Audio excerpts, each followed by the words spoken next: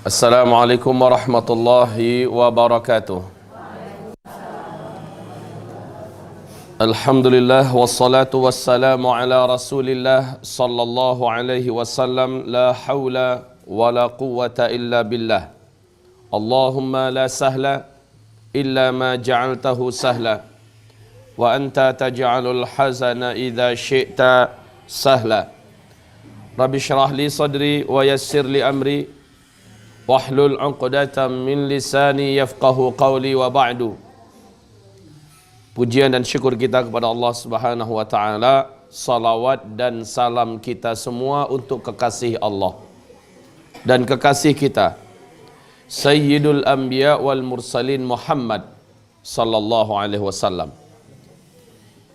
Hamba-hamba Allah, ibu-ibu kaum muslimah dari jamaah GMI yang kami muliakan, mari kita melanjutkan tema kita tentang 300 dosa-dosa yang sering diremehkan oleh kaum wanita. Kita masuk sekarang ini pada pembahasan dosa-dosa yang diremehkan wanita sekitar pernikahan. Yang pertama, bagi yang punya kitab, lihat di halaman 291, menunda pernikahan dengan alasan pendidikan, dengan alasan usia masih muda, atau apapun alasan lainnya. Sementara sudah ditemukan calon suami yang soleh, atau ada lamaran dari lelaki yang soleh yang datang melamar. Kita sudah uraikan ini sebelumnya, adalah sebuah maksiat yang dicela oleh Allah dan dibenci oleh Rasulnya. Apabila telah datang lelaki soleh datang meminang melamar, akhlaknya sangat kita ridhoi, kehidupan agamanya sudah sangat kita yakini, datang melamar dan kita tolak. Alasannya karena pendidikan, karena usia masih muda. Padahal dalam sejarah Islam, wanita apabila dia sudah balighah, sudah aqilah, sudah datang haidnya, apabila ditemukan lelaki soleh yang akan menikahinya, mau atau melamarnya, maka nikahkanlah.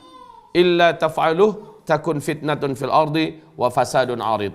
Ini ancaman dari Rasulullah sallallahu alaihi wasallam. Jangan buat seperti itu, ibu. Kita sudah tegaskan, apabila ibu menunda, Allah akan datangkan suami untuknya nanti di suatu hari, di mana suami itu hanyalah menjadi fitnah baginya. Yang kedua, meremehkan urusan memilih calon suami. Pokoknya anak saya sudah dapat suami, orangnya ganteng, pendidikannya tinggi, dan pekerjaannya sudah lumayan. Penghasilannya mapan, jabatannya pun sudah oke.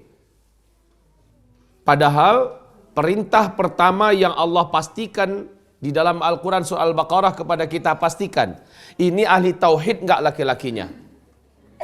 Jangan-jangan dia laki-laki musyrik. Memang parasnya tampan, kedudukannya sudah bagus, penghasilannya mapan, dari keluarga yang mungkin terpandang, akan tetapi ini orang termasuk di antara ahli syirik. Ahli syirik itu bukan hanya berdukun semata, bukan hanya percaya dengan jimat semata, tetapi ada perkara-perkara syirik yang sebenarnya sudah wajib untuk dipastikan apakah dia, lelaki calon suami ini, atau calon menantu kita ini, termasuk di antara ahli syirik atau tidak. Coba ibu-ibu kembali buka kitab Fathul Majid, di mana di sana dihimpun semua perkara-perkara syirik secara total. Memanglah tidak kita pastikan laki-laki calon suami ini 1, 2, 3, 4, enggak ada semuanya sampai akhir. Gimana cara memastikannya? Namun dengan pergaulan yang panjang dari pihak orang-orang yang dekat dengannya, kita bisa menggali informasi ini. Maka adalah sebuah tugas dan kewajiban para wanita yang akan bersuami memastikan bahwa laki-laki yang akan menikahinya, laki-laki yang akan menikahi gadis, anak gadisnya, saudarinya adalah laki-laki dari kalangan ahli tauhid, bukan laki-laki musyrik. Ini yang pertama dulu, pastikan dia bukan laki-laki ahli syirik. Tentu saja menikah dengan laki-laki ia mempunyai pemahaman salafus soleh sudah sebagai salah satu jaminan di zaman ini bahwa dia bukan termasuk ahli syirik. Karena tidak mungkin orang yang mempunyai pemahaman salafus saleh dia termasuk ahli syirik, tidak mungkin. Yang kedua yang harus dipastikan pada laki-laki itu adalah ketaatannya dalam beragama.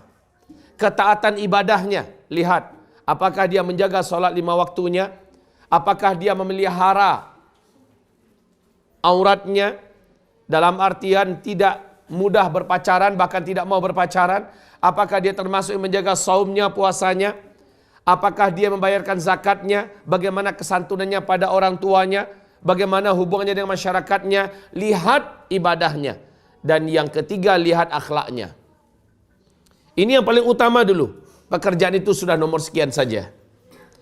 Setelah itu tidak ada salahnya ditanyakan, apakah setelah kita menikah atau setelah kamu menikahi anak gadis saya, kamu akan tinggal di mana?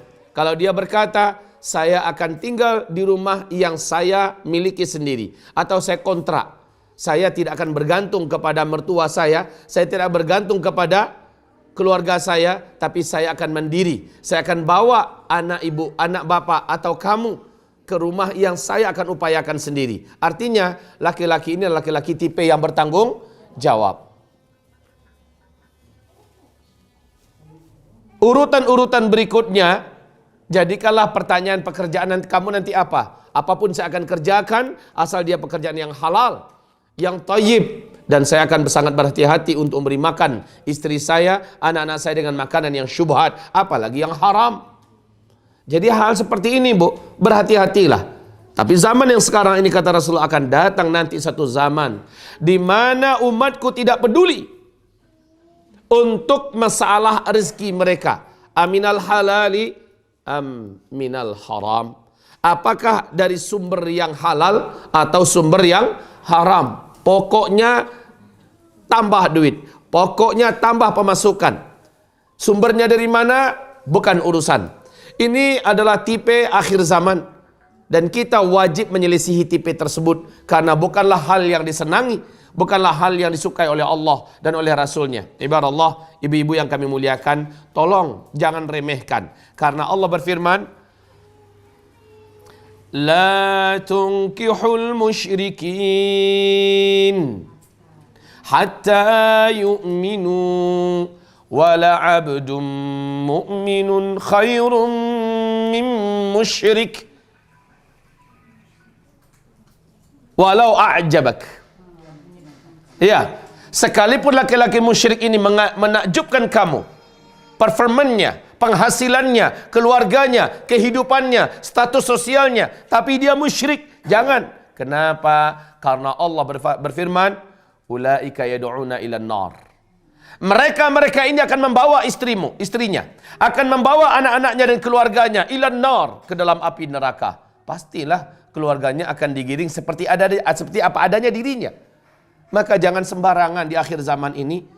Pastikanlah sekali lagi, calon suami dari diri kita, dari keluarga kita adalah para lelaki yang bertauhid. Kemudian juga tentang akhlak, ini penting sekali.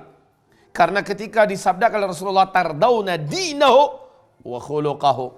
Kamu ridha dengan agamanya, kamu ridha dengan akhlaknya, jangan pernah menolak. Malang orang yang menolak, menyesal dia karena telah menolak.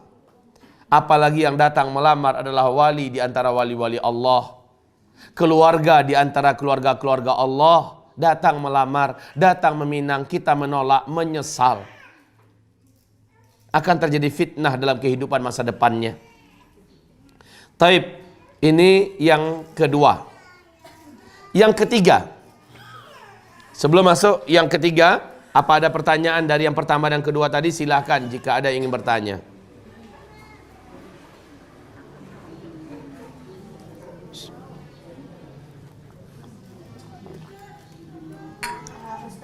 Ya. Kalau sekiranya orang tuanya yang tidak mengizinkan anaknya dibawa, bagaimana dia menjadikannya? Hak orang tua tidak ada dalam melarang anaknya untuk dibawa pergi. Ya, hak orang tua tidak ada. Kalau ada orang tua yang melarang, maka orang tua ini bermaksiat. Bukankah Allah sendiri, Rasulullah sendiri berfirman, wa askinuhunna min haitsu sakantum. Hendaklah kamu membawa istri kamu tinggal di mana kamu tinggal. Jangan dibalik. Hendaklah kamu tinggal bersama istri kamu di mana istri kamu tinggal. Itu kan kebalik itu. Sementara dalam perintah Nabi apa? Wa askinuhunna min haitsu sakantum. Hendaklah kamu tinggalkan, hendaklah kamu jadikan bertempat tinggal istri-istri kamu itu di mana kamu bertempat tinggal. Awak tinggal di Gaduy, bawa bini ke Gaduy. Bukan Gaduy Gilo di Padang. Kita tinggal di Medan, bawa istri ke Medan. Kita tinggal di Aceh, bawa istri ke Aceh. Di mana sang suami tinggal, disitulah istrinya harus tinggal. Taib. Ibarat Allah yang kami muliakan. Naam. Kalau hanya pulang sesekali ke rumah orang tua, tafadhol. Di antara adab adalah silaturahmi pada orang tua. Tetapi bukan berarti tinggal di sana. Nanti akan terjadi sekian kepemimpinan. Sang ayah memimpin di sana sebagai mertua, dan sebagai suami juga kita memimpin untuk istri kita. Mana kadidanga akan terjadi banyak perbenturan antara dari kehidupan orang tuanya dan kehidupan sang menantu. Tidak ideal. Tidak boleh.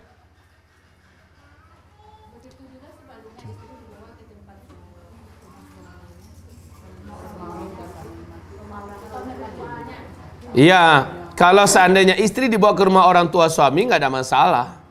Karena memang min haitsu sakantum, tapi bukan suami yang dibawa ke rumah istri. Ya, kalau istri dibawa ke rumah suami, mafi muskilah. Tetapi yang paling ideal adalah suami berusaha untuk tidak numpang di rumah keluarganya. Ya. Usaha ini kan beragam macam.